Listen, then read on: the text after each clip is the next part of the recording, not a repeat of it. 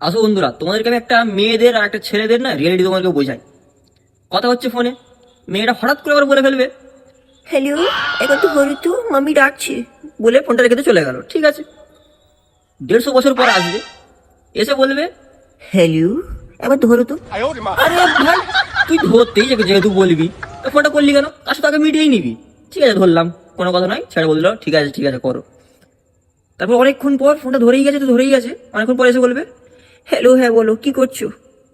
ছেড়া রিপ্লাই দেবে যে এই বসে আছি, বলাটা শেষ হয়নি তার আগেই বলে একবার ও ধরো। মানে যদি 15 মিনিট কথা হয়, 1.5 ঘন্টা মনে হয় ধরতে ধরতেই কেটে যায়। এটা কোনো মানে হয় না ভাই, তুই কাজ মেটাবি আগে মেটা না, কলে এলেই তোকে খালি ধরতে মন যায়।